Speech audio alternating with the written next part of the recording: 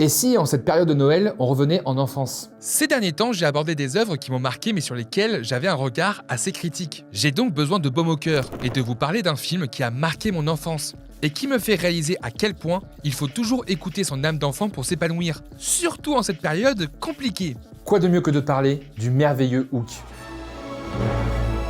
Hook est un film réalisé par Steven Spielberg en 1991, doté d'un casting 14 000 étoiles et qui a été incendié par la critique à son époque. Malgré ses 5 nominations aux Oscars, il est également considéré, pas du tout à juste titre à mon avis, comme un bid commercial. Mais pardon? Et comble de tout ça, Steven Spielberg n'aime pas le film. Mais tu veux ma mort en fait? Alors oui, pardon, ça fait beaucoup d'infos d'un coup, mais si vous voulez un aperçu approfondi sur le film, je vous conseille vivement la vidéo de Mea qui a fait un travail incroyable sur le sujet. Mais pour reprendre les grandes lignes, Hook a été bordélique. Attendez, on vous a donné 80 millions de budget, 4 stars, 3 scénaristes, et vous avez réussi à vous planter? Pour la dernière fois, je ne suis pas Steven Spielberg, je m'appelle Stéphane et je vends des piles à Berg. Ah! Exactement. Du début à la fin, le film a rencontré que des problèmes. Et son contexte de production et de sortie n'était absolument pas propice à son succès. Changement d'équipe et réécriture en masse, guerre d'ego entre les deux acteurs principaux, une actrice en plein burn-out, Spielberg qui apparemment naviguait à l'aveugle pendant la production, explosion du budget, année très compliquée pour le box-office américain, bref, une super production comme on a l'habitude d'en voir. Mais tous ces soucis ne sont pas forcément synonymes de mauvais films. Titanic, Fitzcarraldo, Les 7 Samouraïs ou bien sûr Apocalypse Now ont eu une production chaotique, mais ont rencontré un immense succès. Pour revenir à Hook en revanche, je ne comprends pas pourquoi ce film a été autant critiqué. Aujourd'hui, on va revenir au pays imaginaire, se replonger dans le film et essayer de comprendre pourquoi les critiques ont été aussi sévères à l'époque. Et je pense que je serai pas très objectif vu l'état dans lequel j'étais quand j'ai revu le film. C'est tellement beau. Mais t'as vu comment c'est beau? J'ai des frissons de partout. Quentin, tu me fais peur. Des putains de frissons. Oui, bah c'est bon, j'ai compris. Mais au pays imaginaire, il y a beaucoup de dangers. Et vous savez ce qu'on affronte? Les pirates! Alors oui, mais je pensais pas à ce type de pirates pour l'occasion. Cette vidéo est sponsorisée par NordVPN. NordVPN, c'est le système de protection le plus connu et apprécié des utilisateurs. Un service qui vous permettra de vous protéger lors de vos connexions sur Internet. Utilisez un VPN quand vous êtes sur vos réseaux sociaux, pendant que vous achetez en ligne ou que vous regardez des programmes en streaming, vous permet d'être protégé par tout vol ou fuite de données personnelles. Pas d'hameçonnage, pas d'arnaque, ni d'attaque DDoS qui viendront voler ou pirater vos données. Cela vous permet également de regarder un programme qui n'est pas disponible dans la région dans laquelle vous vous trouvez.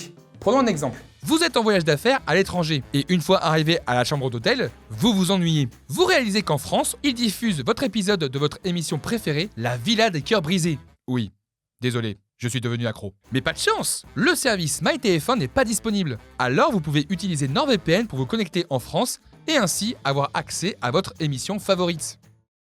Oui, bah pardon, moi aussi j'ai des plaisirs coupables. Et c'est ok. NordVPN vous permet aussi de chiffrer vos données et masque votre adresse IP grâce aux 8000 serveurs disponibles dans 126 pays. Comme ça, personne ne peut savoir ce que vous faites en ligne, comme les fournisseurs internet, des trackers publicitaires ou bien même des hackers. Ah, donc c'est comme ça qu'on peut aller sur des sites de... Si tu termines cette phrase, je te balance toi et la caméra par la fenêtre. Des sites de popcorn? NordVPN possède également un système anti-menace qui permet de vous protéger des sites et des logiciels malveillants avec la protection Anti-Menace Pro, qui est reconnue par les meilleurs laboratoires de cybersécurité. Et vous savez combien de menaces a bloqué NordVPN en septembre 2025? 54 230 974? Oui, c'est totalement ça. Bien joué. Yes! NordVPN est un service ergonomique, pratique et très facile d'accès. Il est utilisable sur 10 appareils différents avec un seul compte. Profitez ainsi de l'offre exclusive en suivant le lien nordvpn.com/leclapvpn avec une offre satisfait ou remboursée pendant 30 jours. Et en plus, en prenant un abonnement de 2 ans à NordVPN, vous avez 4 mois offerts. Elle est pas belle la vie. Merci à NordVPN pour leur confiance. Et maintenant, parlons de Hook. Le film s'ouvre sur une pièce de théâtre toute mignonne de Peter Pan, sous l'œil admiratif des parents des élèves d'une école. Je ne veux jamais devenir un adulte.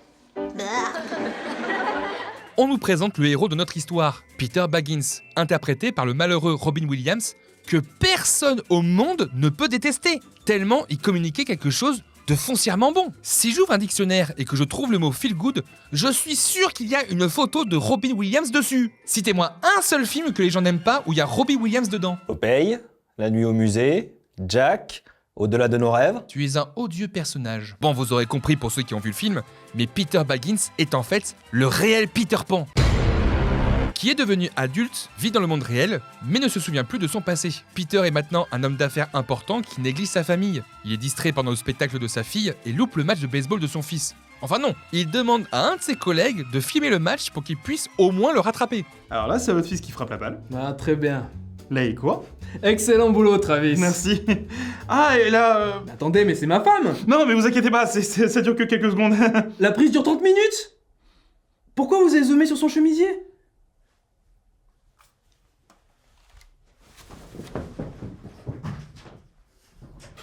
On retrouve la famille qui part en direction de Londres. Et on peut déjà noter plusieurs choses intéressantes. Bon, déjà c'est acté que la mise en scène de Spielberg est d'une beauté et d'une fluidité déconcertantes. Tout est d'une grande lisibilité, et la lumière est toujours aussi soignée. Ça fait vraiment plaisir aux yeux. Mais c'est surtout le nombre de références, d'easter eggs et d'indices cachés qui est super intéressant à analyser. La plupart sont gratuites et juste là pour le fun, comme les caméos aléatoires de Phil Collins ou de Glenn Close. Parfois ce sont des répliques en référence à d'autres films.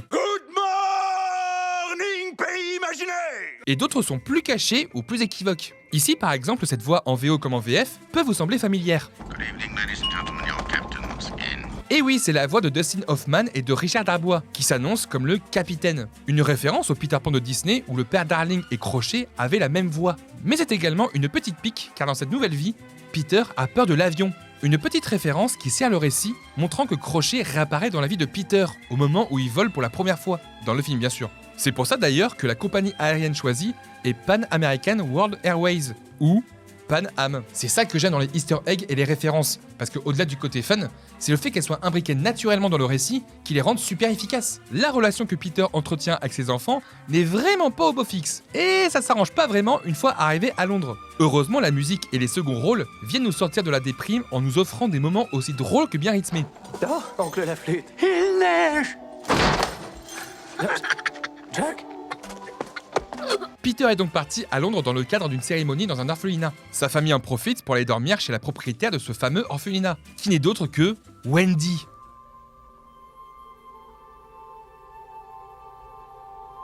Voilà, j'essuie mes premières larmes. Pas merci John Williams. Fragile. Les retrouvailles sont chaleureuses et douces. Et Wendy en profite pour offrir un merveilleux conseil aux enfants. Ne grandissez pas. Oui, ne grandissez pas les enfants, car le patronat détruira toute part de bonheur, les impôts viendront vous taxer, l'URSSAF continuera encore plus, le monde brûle et les gouvernements marchent sur vos cendres et boiront jusqu'aux dernières larmes. Révolution! Peter commence à être troublé par ce retour à Londres. Il remonte dans la chambre d'enfant et je pense qu'on peut pas faire plus appel à l'aventure que cette scène. Avec cette fresque, la musique, le crochet, bref, c'est incroyable. Mais c'est gâché par un appel téléphonique où Peter a malheureusement grandi et est devenu trop adulte. Est-ce que vous allez tous la fermer? Excuse-moi. On voit ici la thématique phare du film, mais également tout ce qui lie le film à l'histoire de Spielberg et à son enfance. Déjà avec sa relation conflictuelle avec son père, mais aussi par rapport à sa propre histoire en tant que réalisateur et la quête du succès perpétuel. Peut-être est-ce pour ça que Spielberg n'aime plus le film, car en dehors de l'ambition démesurée, le film lui rappelle peut-être trop de choses personnelles. Je fais que supposer ici, mais ça pourrait être logique. C'est une méthode comme une autre de faire un film plutôt que de voir un psychologue. En même temps, vu le prix des séances... Mais pendant la cérémonie, catastrophe! Les enfants de Peter se font enlever par Crochet, qui lui demande de revenir au pays imaginaire pour un ultime combat. Wendy lui apprend toute la vérité, mais Peter refuse de le croire. Au pays imaginaire. Moira? Oui, allô à la maison de retraite?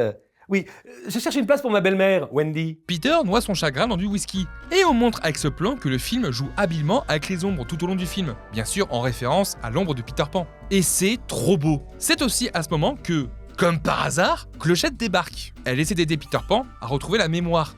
Et là, une scène... Plus fort, Peter! D'accord, je tape des mains, je tape des mains. Ah non, hein? Pas de black beauf aujourd'hui, pas pour ce film! L'incrustation a un petit peu mal vieilli, mais c'est normal, le film est sorti 2 ans avant Jurassic Park. Mais on sent quand même que l'équipe a voulu crédibiliser à fond la présence de Clochette. Entre la maison de poupée, les traces de pas, les effets de lumière, les mouvements de caméra, c'est daté d'accord, mais ça fonctionne encore aujourd'hui. Et pas étonnant que le budget ait explosé au vu de la prouesse. Enfin bref, après cette rencontre inopinée, en route pour le pays imaginaire.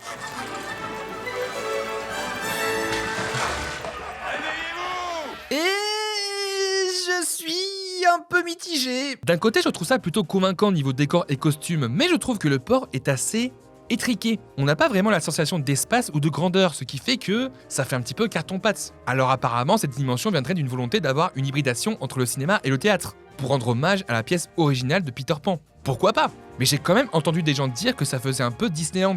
N'allons pas jusque-là, mais oui, je peux comprendre la critique. Je trouve qu'il y a quand même du charme dans ce décor qui prend vie un maximum, avec une ambiance de Deguin. Et là arrive l'incarnation du mot cool. Merci. Mes pauvres imbéciles de morceaux d'entrailles mal léchés. Par où commencer? Le jeu incroyable de Dustin Hoffman qui a l'air de prendre son pied, soutenu par un Richard Darbois en VF qui est en folie et qui est pour moi un de ses meilleurs rôles, le costume parfait, le crochet somptueux, le personnage est trop cool. Mon Dieu, mais qu'est-ce que j'aime Crochet! Et puis après tout... À quoi ressemblerait le monde sans le capitaine Crochet? Ah, c'est bien. J'ai l'impression, en le voyant, de voir du Beetlejuice dans ses mimiques. Et je pense sans trop m'avancer qu'il a pas mal inspiré Jack Sparrow. Ce qui me fait penser que j'ai jamais été convaincu par d'autres itérations du capitaine Crochet après celle-ci. Il n'y en a pas une qui arrive à la détrôner. La seule qui est vraiment originale et qui vaut le coup d'œil, c'est celle du film Wendy, que je recommande vivement.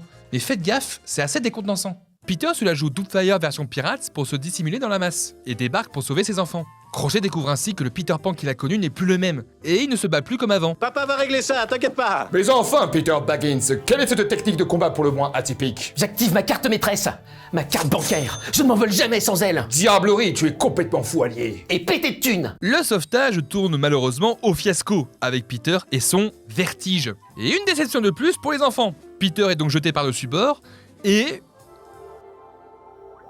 Enfin, dis donc Peter, on se laisse aller?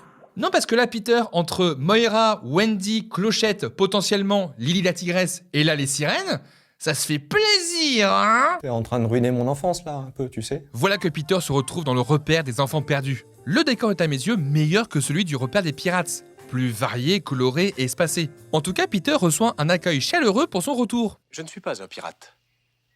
Il se trouve que moi, je suis un avocat. Tuons l'avocat! Je ne suis pas ce genre d'avocat. Le groupe des enfants perdus menés par Rufio sont super attachants. Ces orphelins sont tous en cohésion et représentent la deuxième grosse thématique du film, le retour à l'enfance. Car oui, même en tant qu'adulte, il faut savoir garder une part d'enfance, écouter l'enfant qui sommeille en nous, pour trouver l'équilibre parfait et vivre épanoui.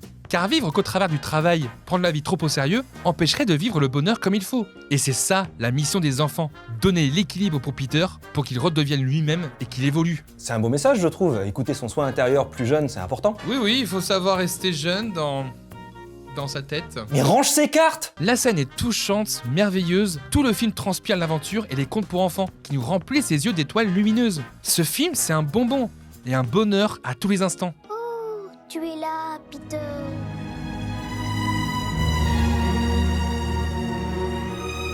Et allez, deuxième round! Une fois vos larmes séchées parce que la scène était trop belle, vous allez continuer de pleurer, mais cette fois-ci de rire, avec la scène la plus drôle du film. La relation entre Crochet et Mouche fait totalement mouche.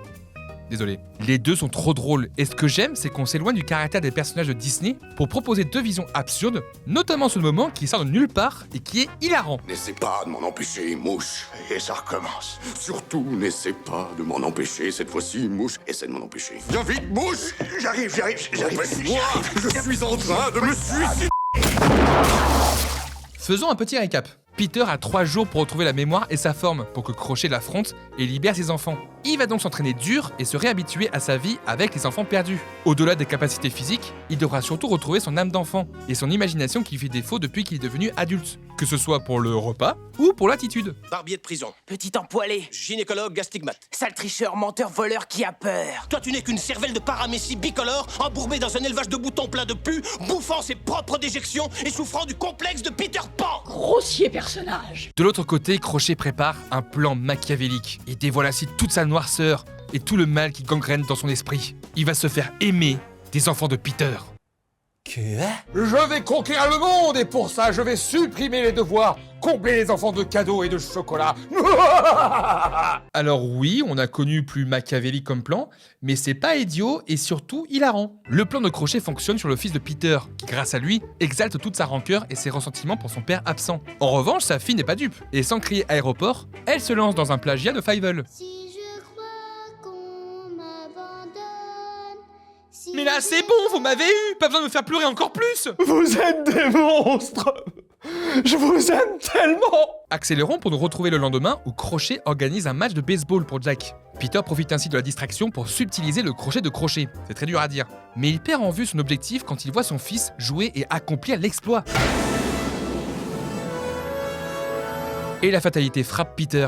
Jack semble épanoui avec Crochet, ce qui permet à Peter de trouver la force et la détermination pour redevenir Peter Pan. Il retrouve ses souvenirs peu à peu et c'est Clochette qui lui raconte sa backstory. Elle l'a recueilli plus jeune alors qu'il était perdu et seul. Il est devenu Peter Pan et a vécu ses aventures avec Wendy, Jean et Michel, qui bizarrement n'apparaissent pas dans le film. Sauf que Wendy a grandi et est devenue maman. En posant ses yeux sur Moira, la fille de Wendy, Peter tomba éperdument amoureux d'elle. Et c'est ainsi que Peter trouva son but. Et donc, sa pensée agréable, fonder une famille. Ses souvenirs remémorés, Peter Pan peut enfin revenir. Et là, ça y est, c'est l'envol! Eh ben, John s'est surpassé aujourd'hui. Il se donne à fond. Sortez-moi de là! J'arrive plus à m'arrêter! Ça y est, Peter Pan est de retour, plus en forme et joueur que jamais. Il dirige le groupe des enfants perdus et prépare la bataille contre Crochet. Mais avant cela, Clochette prend forme humaine et avoue ses sentiments pour Peter. Heureusement, il ne succombe pas à la tentation ultime et on n'aura pas le droit à cette scène. Montoya, vuelve! Montoya, por favor! Peter veut rester auprès de Moira et ses enfants. Il trouve l'équilibre en lui entre adultes et enfants. Et ça y est, la bataille finale est lancée. Peter débarque sur le navire de Crochet et la guerre commence. Alors la scène est super cool, mais j'ai juste envie de tenter un truc avec une autre musique.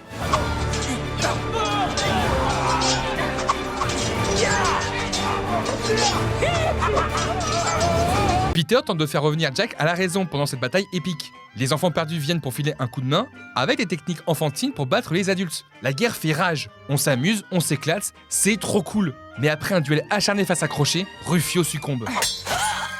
Crochet, non! Et oui, tout ceci semblait s'apparenter à un jeu pour enfants. Mais la mort de Rufio vient rabattre les cartes, et on se heurte à la réalité. Les enjeux sont massifs, Crochet est dangereux. Peter doit l'arrêter à tout prix et doit récupérer ses enfants. Peter le Vengeur est de retour. Et le crochet t'attend. Et attendez un peu, mais c'est du génie!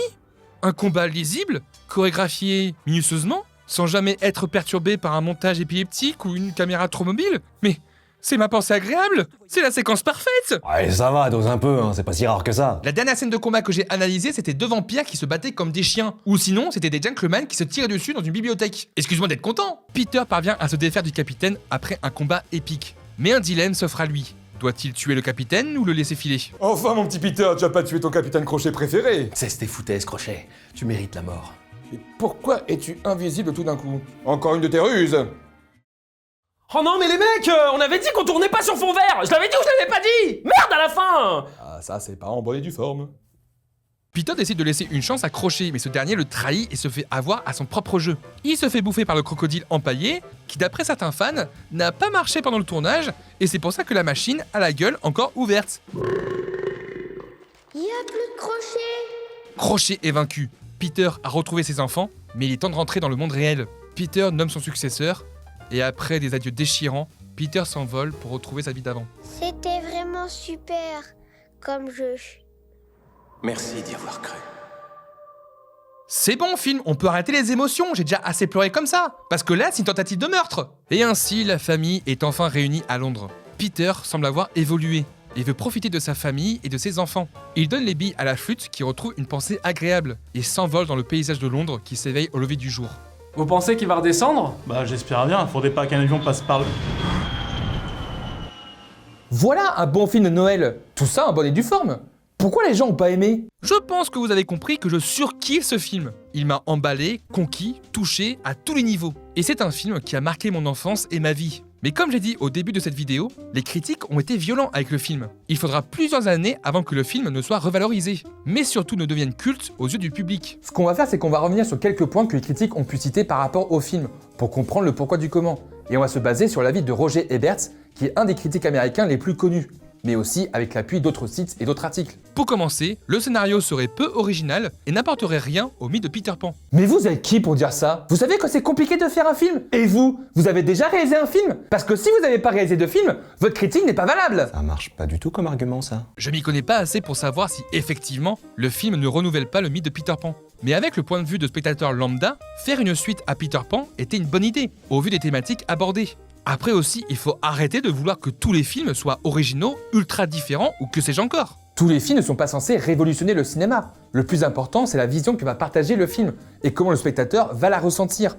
Tous les films ont déjà été faits, mais toutes les personnes peuvent partager quelque chose de différent. C'est là où réside la différence. Le film se veut universel. Chacun peut voir un reflet dans sa vie dans cette interprétation de Peter Pan. Les critiques parlent également d'un script prévisible qui ne surprend jamais. Mais est-ce que c'est le but? Je ne pense pas. On sait dès le début que Peter Baggins est Peter Pan. Le but du film est de montrer comment il retrouvera la mémoire et comment il surpassera son trauma pour se concentrer sur sa vie de famille. Le film ne veut pas nous surprendre, mais mettre en avant ces thématiques. Et je pense quand même que personne s'attendait à voir Rufio mourir. Et comment mettre en avant ces thématiques? Avec le ton du film. Ce qui a aussi été reproché. Le ton du film ne serait jamais cohérent. Il jongle entre sérieux, mélodrame, humour, sans jamais trouver une vraie cohérence. Et je ne suis pas d'accord du tout. La force de Spielberg, c'est de jongler habilement avec les différents genres. L'émotion fonctionne quand elle est présente, l'humour fonctionne quand il est employé, et on est pris dans l'aventure quand elle nous appelle. Alors oui, même Spielberg a dit que parfois, il était en mode pilote automatique, et ne savait pas trop où il allait avec son histoire. Enfin après, j'aimerais bien faire un film de cette qualité en étant en mode pilote automatique. Alors ça m'énerve, parce qu'on dirait les élèves à l'école qui disaient Oh non, j'ai encore raté mon contrôle. T'as eu 18, trou duc. Bah oui, ça fait baisser ma moyenne. Il y en a qui disent aussi que c'est un peu trop tire-larme ou trop à l'eau de rose. Alors une simple question par rapport à ça. Et si c'était le but? Je peux comprendre l'envie d'aller plus loin, mais de mon point de vue, c'est difficile de dissocier le merveilleux et la magie quand on parle de Peter.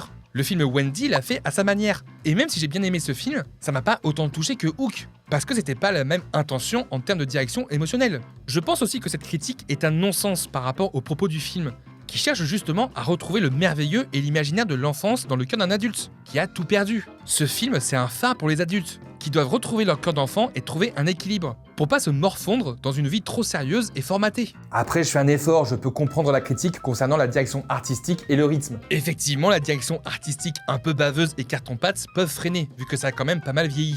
Moi, je trouve que ça a du charme, donc ça m'a pas gêné. Les journalistes ont également critiqué les couleurs un peu trop marron et rouge dans l'ensemble. On perdrait la féerie et les couleurs qu'ont apporté Disney.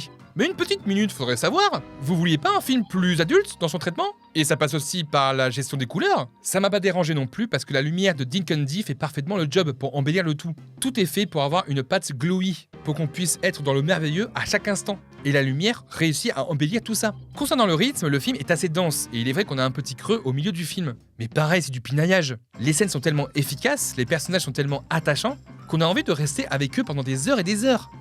Tout ça m'emmène à dire qu'on s'en fout des critiques. Enfin, mais t'as pensé à tous tes copains critiques? T'oses dire que notre travail sert à rien, qu'on devrait s'en foutre? Alors que toi-même, t'as lancé un podcast génial qui s'appelle Deux débiles parlent de cinéma où vous critiquez les films. T'as pensé aux réactions? Hein? Il est où mon César?